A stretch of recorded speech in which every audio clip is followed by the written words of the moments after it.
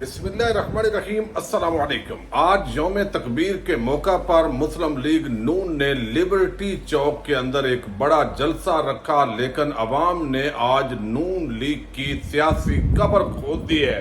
مریم نواز کس طرح آج رسوا ہوئی ہیں، اس کی ڈیٹیل آپ کے سامنے رکھنی ہے۔ آج خان نے ایک نیا ایسا چیلنج دیا ہے جس نے حکومتی ایوانوں کے اندر زلزلہ پیدا کر دیا ہے۔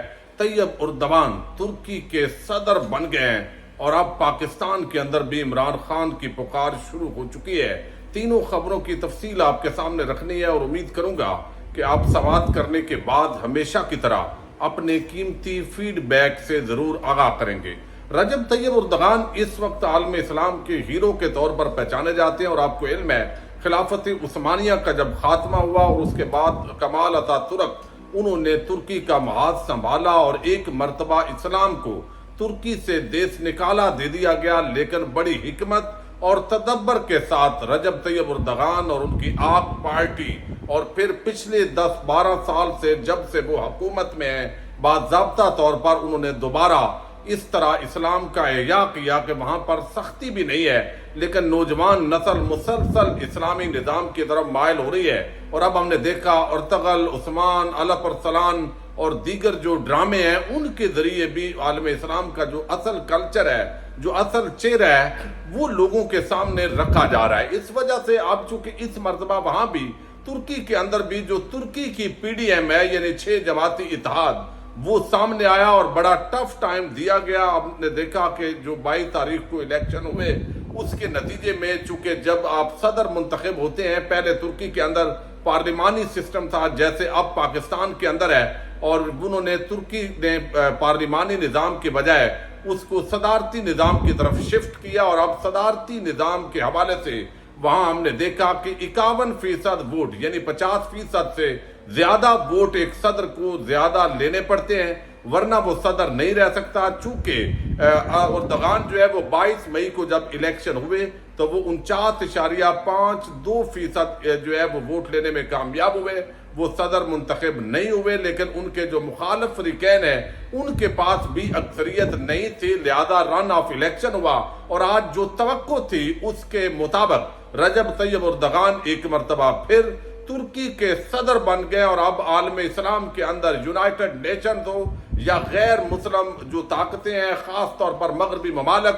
جس طرح وہ انسانی حقوق اور ہیومن رائٹس کے حوالے سے عالم اسلام کے ساتھ دورہ برتاؤ کرتے ہیں، یہ آواز بھی گونجے گی۔ لیکن ہم نے دیکھا 2018 کے بعد جس طرح ایک طرف رجب طیب اردوغان، دوسری طرف عمران خان، اور پھر ہم نے جو ایران کے صدر ہیں ان کو بھی دیکھا، اور اس کے ساتھ ہی جو ملائیشیا کے مہاتیر محمد وہ ایک عالمی چار رہنما ایسے ابھر کر سامنے آئے جس سے یقیناً کچھ جو قوتیں ہیں ان کو خطرات پیدا ہوئے کہ دوبارہ خلافت عثمانیہ کے بعد اب عالم اسلام کا احیاء ہونے جا رہا ہے۔ لیکن ہم نے دیکھا کہ ملائیشیا کے اندر بھی جو اتحاد تھا اس نے جو مہاتیر محمد ہیں ان کی حکومت کا تختہ الٹا، پھر عمران خان کی جو حکومت ہے وہ بھی اسی طریقے سے الٹ دی گئی، ایک عدم اعتماد کے ذریعے امریکنز کا اس کے اندر واضح عمل دخل جو ہے وہ جس طرح عمران خان اظہار کرتے رہے ہیں، سائفر دکھاتے رہے ہیں ایران کے ساتھ، بالآخر سعودی عرب، چائنا اور باقی جو ممالک ہیں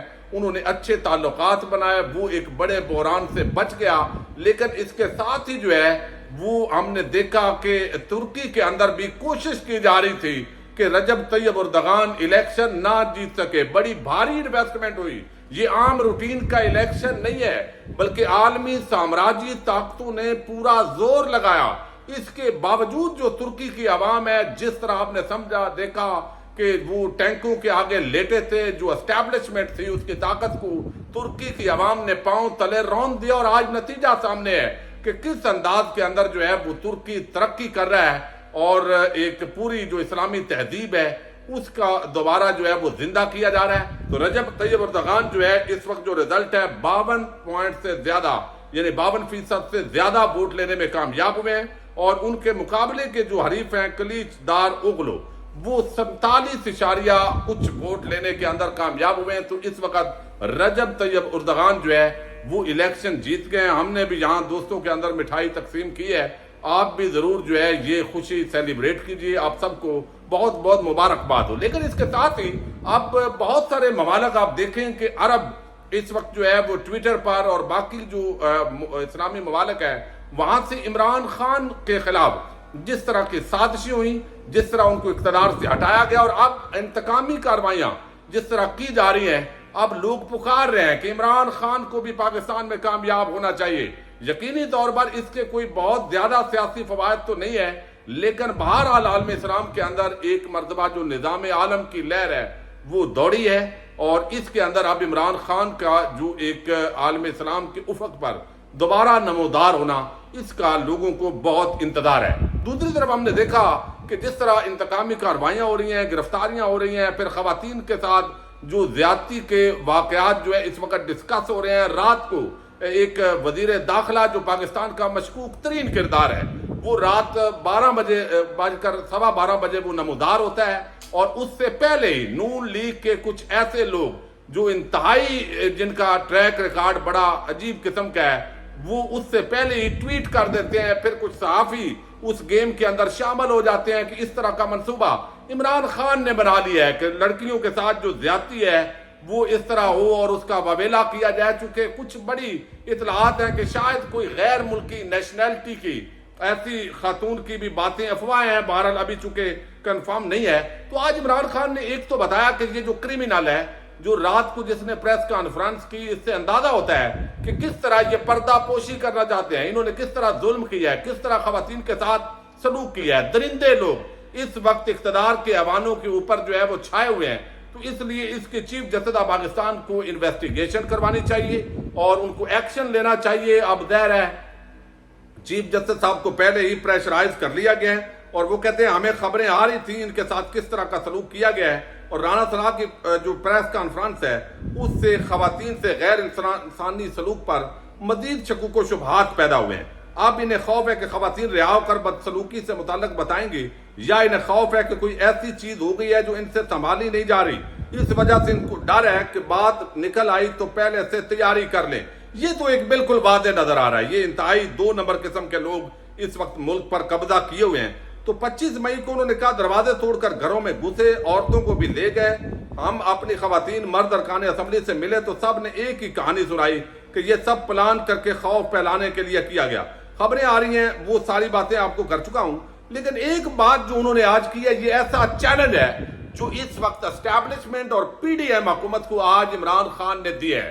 اس نے کہا ہے کہ بھئی آپ 1 مہینہ لے لیں، 15 دن لے لیں، جو آپ نے خوف پھیلانا ہے، جو وحشت انگیزی کرنی ہے، ہلاکو خان چنگیز خان بننا ہے، جو بھی بننا ہے، آپ ان سب کو نکال لیں جن کو تحریک انصاف سے نکالنا چاہتے ہیں، اور فوری طور پر الیکشن اناؤنس کر دیں، اور پھر پتہ چلے گا کہ عوام کس کے ساتھ ہے.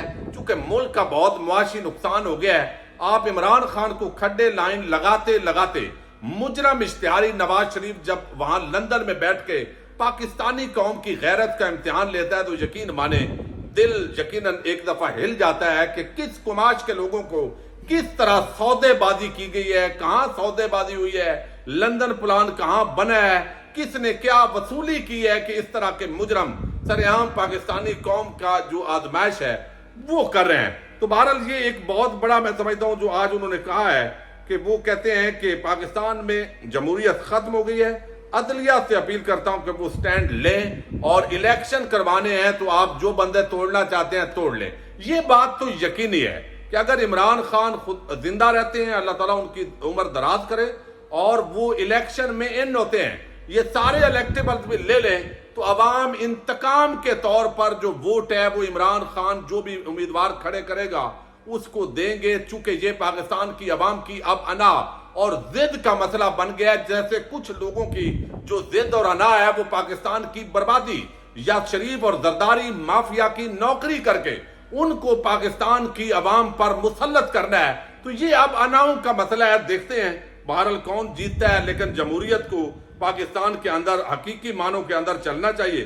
یہ بہت ہی بڑی جو ہے وہ اس کو توجہ دینے کی ضرورت ہے. اب ہم نے دیکھا کہ آج بڑا پہلی مرتبہ میں نے آپ کو بتایا پچھلی ویڈیو میں 25 سال کے بعد جو سول ملٹری ہے وہ 28 مئی کے موقع پر ایک پیج پر آئی ہے. یعنی اس دن کو سیلیبریٹ کیا گیا ہے. لیکن قسمت کی ستم ظریفی دیکھیے، اپنے موسنوں کو بلانے والی قومیں کبھی زندہ نہیں رہتی جو آج ہم نے کیا ہے۔ اب اس پورے دن ہم نے دیکھا نواز شریف نے ایٹمی دھماکے کر دیے جیسے اس نے بنائے تھے۔ یہ پوری کمپین اس حکومت نے چلائی اور مبارکبادیں بھی دی گئیں، لیکن کسی نے ان محسنوں کو یاد نہیں کیا، ان کو خراج تحسین پیش نہیں کیا جو اصل میں اس ایٹم بم بنانے والے تھے۔ ذوالفقار علی بھٹو، ضیاء الحق کا اس کو جاری کرنے کا ایک بہت زبردست پلان تھا، ان کو خراج تحسین بنتا ہے۔ لیکن اس کے ساتھ ہی جو سب سے عام کردار ہے ڈاکٹر عبدالقدیر خان، ڈاکٹر سمر مبارک اور ایٹمی طاقت بنانے والے کسی بھی کردار سے متعلق آج کوئی ویڈیو، کوئی پیکج یا کسی شہراہ پر پوسٹر، کوئی بینر جو ہے وہ آج پورے پاکستان میں کہیں بظاہر نظر نہیں آیا۔ کوئی اکا دکا جگہ ہو تو علیحدہ بات ہے۔ اس کا مطلب ہے کہ نواز شریف ایک مجرم اشتہاری، اس کو اگر کریڈٹ دینا ہے اور ایٹم بم بنانے والے کو کریڈٹ نہیں دینا تو یہ محسن کشی ہے، یہ انتہائی زیادتی ہے۔ کسی ٹی وی چینل نے وہ چونکہ چند ٹکے ملتے ہیں ان کو ان حکومتوں سے، ان لوگوں سے، اس لیے ان کو آپ نے پرائیورٹی دی لیکن ان محسنوں کو یاد نہیں کیا۔ اس پر آپ کو قوم کی طرف سے تھو ہے۔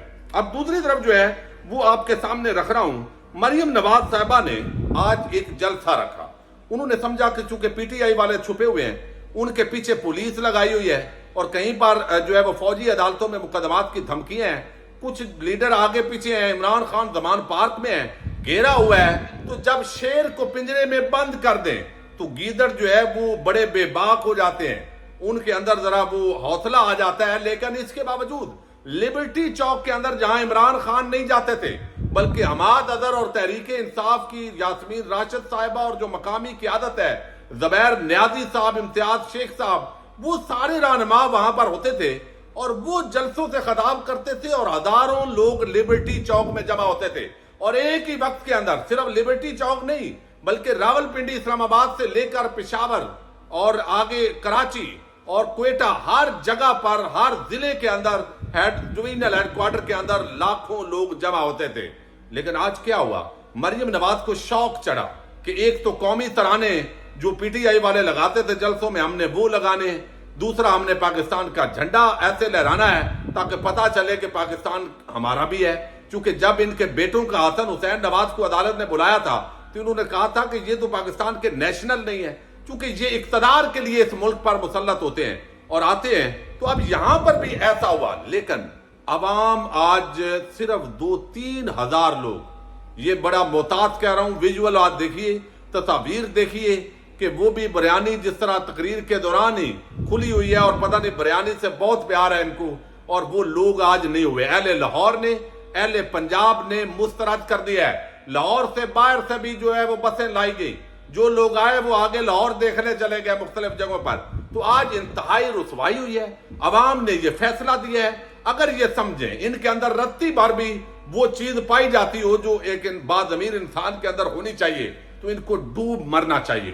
اب آپ نے ایک شیر کو پنجرے میں بند کر دیا اور اس کے جتنے سنگی ساتھی ہیں ان کو بھی قید کر دیا پنجروں میں، اس کے باوجود عوام آپ کے ساتھ نہیں نکلی۔ کل کو دھاندلی کر کے، دھاندلا کر کے الیکشن جیت بھی جائیں گے تو اس کے بعد بھی عوام آپ کی حکومت نہیں چلنے دے گی۔ اس کی بنیادی وجہ یہ ہے کہ کبھی بھی اس طرح 2 نمبر سے بنائی ہوئی حکومتیں وہ اقتدار زیادہ دیر تک نہیں رکھ سکتی۔ تو آج بڑی تاریخی رسوائی ہوئی ہے، بڑی بے عزتی ہوئی ہے۔ ٹی وی چینلز نے بڑی کوشش کی، چونکہ ان کو اشتہارات ملتے ہیں کروڑوں اربوں روپے کے، انہوں نے اگلا حصہ بتایا، لیکن جو ڈرون ویڈیوز آئی ہے ان کے مطابق آج مسلم لیگ نون کی جو سیاسی قبر ہے وہ لبرٹی چوک کے اندر کھود کر اس کو دفن کیا گیا ہے، اس کی اوقات سامنے آئی ہے۔ باقی بڑکے ہیں عمران خان، عمران خان، عمران خان، وہ چلتی رہیں گی۔ اور میں اس پر خاص طور پر سمجھتا ہوں کہ قوم نے آج یہ انتقام لیا ہے کہ چند مفاد پرستوں کے علاوہ اس جلسے کا عوام نے بائیکاٹ کیا ہے۔ دیکھتے ہیں آنے والے دنوں کے اندر جس طرح خوف و ہراس پھیلایا جا رہا ہے، پاکستان کا سیاسی منظرنامہ کیا بنتا ہے۔ اجازت دیجیے گا، اللہ حافظ۔